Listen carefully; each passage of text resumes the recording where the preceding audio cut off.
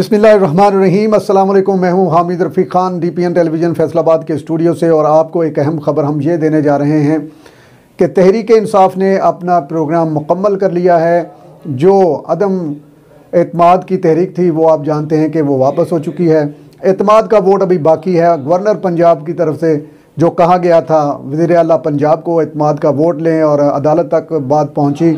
और अब देखना यह है कि एतमाद का वोट जो है वो कौन सी टीम जीतती है। लेकिन अहम खबर जो हम तक पहुंची है अब तक के जो ज़राए हैं, और जिस तरह तहरीक इंसाफ और इमरान खान ने काम किया है उसके मुताबिक तो ये बहुत बुरी तरह उड़ने वाली है। और परवेज़ लाई जो हैं वो समझे कि एतमाद का वोट लेने में कामयाब हो जाएंगे, और इसके लिए तमाम तर इंतज़ाम जो हैं वो उन्होंने मुकम्मल कर लिए हैं। चेयरमैन तहरीक इंसाफ इमरान खान ने गुज़श्ता दिनों आपने देखा कि भरपूर मीटिंग की, और उन्होंने तमाम अज़ला के जो अरकान असम्बली थे उनसे मुलाकात की, और अपना मुकम्मल जो पैगाम था वो उनको दिया, और किस तरीके से कहाँ पर किस तरीके से इकट्ठा होना है, किस तरीके से जाना है पंजाब असम्बली में। तो इसके लिए हुकूमत जो है वो बहुत परेशान हो चुकी है, और PDM जो है वो ख़ास तौर पर परेशान है। आसिफ जरदारी का जो दौरा था लाहौर वो भी नाकाम साबित हुआ। 3 ऐसे अरकान असम्बली थे जिनको कोशिश की गई कि वो गैर हाज़िर रहें। इसके अलावा 3 और ऐसे अरकान असम्बली भी थे जिनसे कहा गया था कि वो भी गैर हाज़िर रहें। लेकिन जब इमरान खान ने मुख्तलिफ़ अज़ला के लोगों को, अपने अरकान को बुलाकर, अपने अहदेदारों को बुलाकर मीटिंग्स की, तो उसमें से ये सारी बातें सामने आईं। एक प्लान जो था वो मुकम्मल कर लिया गया, और उसमें कुछ जो अरकान असम्बली थी इनमें ख़वातीन भी थी, उनको बताया गया कि अप्रोच किया गया कि वो जब एतमाद का वोट लिया जाए तो वो असम्बली से गैर हाज़िर रहें। कहा जा रहा है कि इसमें 3 अरकान असम्बली जो हैं वो जनूबी पंजाब के थे। तो इस तरह जो ख़बर पहुंची उसकी सबसे अहम बात यह है कि जिन अरकान असम्बली को अप्रोच किया गया उन्होंने अपने चेयरमैन को बताया। इसमें 2 चीज़ें हैं। पहली बात तो ये है कि जो अरकान असम्बली हैं अब उनको पता चल चुका है कि तहरीक इंसाफ और इमरान खान का जो ग्राफ है वो अब 70 से 80% तक है, और बाकी 20% जो बचा खुचा है वो PDM के पास है। इसके बाद जब अरकान असम्बली ने इमरान खान को ये चीज़ें बताई कि हमें ये बात कही गई है, तो उन्होंने उनको शाबाश भी दी, और फिर अब एक तहकीक भी हो रही है, और बताया जा रहा है कि इलेक्शन कमीशन को भी इसके बारे में बताया जाएगा। और जो चीज़ें हैं वो अब खुलकर सामने आ गई हैं।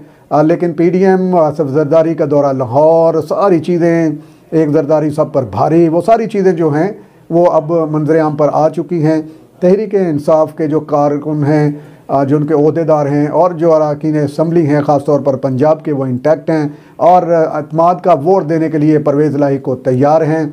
और उसके बाद जो है वो पहले पंजाब असम्बली तहलील की जाएगी, और फिर उसके बाद KPK की जो असम्बली है वो तहलील की जाएगी।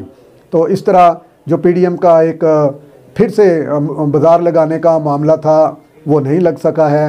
आप जानते हैं कि जब एतमाद की तहरीक आई थी, अदम एतमाद की कौमी असम्बली में, तो उस वक्त सिंध हाउस जो है वो मंडी का मंजर पेश कर रहा था, और अनवाई किस्म के खाने और बहुत सारी चीज़ें जो हैं वो आपने देखा, अब तक पहुँची होंगी ख़बरें।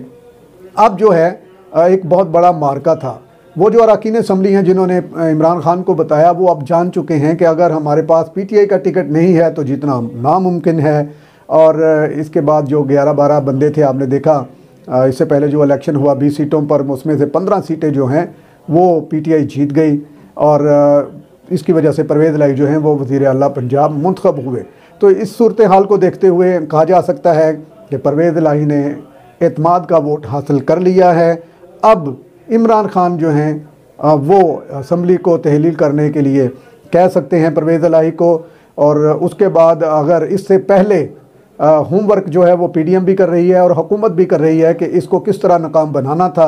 2 जो उनके वार थे वो अब खाली गए हैं, और उम्मीद की जा सकती है कि पंजाब का सूबा जो कि बेहतरीन तरीके से तरक्की कर रहा है, और जिस तरह माशियत पाकिस्तान की डामाडोल है, वफाकी हुकूमत ने भरपूर कोशिश की कि वो किसी तरीके से इसको संभाल सके, लेकिन वो चीज़ें नज़र नहीं आ रही हैं। तो लगता यही है कि पंजाब और KP में सूबाई असम्बली के जो इलेक्शन हैं वो ज़रूर होंगे, और उसका फ़ायदा क्या होगा। PDM क्यों डरी हुई है? PDM इसलिए डरी हुई है कि कौमी असम्बली में तो वो पहले से नहीं है, और जब 2 सूबों के इलेक्शन जो हैं वो करवाने पड़ेंगे तो बहुत सारा जो मामला है, तो यही 2 बड़े सूबे हैं, उसके बाद सिंध और बलूचिस्तान है। तो उसमें भी इंतखाबात हो सकते हैं अगर ये दोनों असम्बली डिज़ोल्व कर दी जाएँ। अगर ज़िमनी इलेक्शन होंगे तो अगर PTI जो है वो दोबारा से जीत जाती है, तो जब दोबारा से जनरल इलेक्शन होंगे, कौमी असम्बली का जो इलेक्शन होगा, उसमें जो PDM है वो उस तरीके से कामयाब नहीं हो सकेगी जिस तरीके से वो प्लान बनाए बैठे हैं। और PTI अगर KP में और फिर पंजाब में जीत जाती है तो उसके लिए कौमी असम्बली का इलेक्शन जो है वो ज़्यादा आसान हो जाएगा। तो अब जब हमारी मुख्तलिफ ओहदेदारों से बात हुई, मुख्तलिफ सियासी पार्टियों के ओहदेदारों से बात हुई, तो उन्होंने भी ये बात कही है कि अब ये इस तरह का खेल ख़त्म होना चाहिए, जिसका मैंडेट है उसे तस्लीम करना चाहिए। और परवेज़ इलाही जो हैं उनका भी ये कहना है कि वो एतमाद का वोट हासिल करने में कामयाब हो जाएंगे, और जब उनको एतमाद का वोट मिल जाएगा तो फिर एक नया सियासी बहरान आ जाएगा। और आप जानते हैं कि इलेक्शन ना होने की वजह से और हुकूमत चेंज होने की वजह से जो बहरान इस वक्त महंगाई का है वो तो आवाम पर है, लेकिन मुल्क पर भी बहुत सारा है। बहुत सारे कर्ज़े अदा करने हैं और डॉलर हमारे पास बहुत कम तादाद में है। और हुकूमत, वफाकी हुकूमत ने अपनी तो पूरी कोशिश की है कि वो किसी तरीके से भी बचे, लेकिन सूरत हाल जो है वो मखदूश है। अब देखना यह है कि वफाकी हुकूमत जो है वो भी सर जोड़ कर बैठी हुई है कि क्या किया जाए।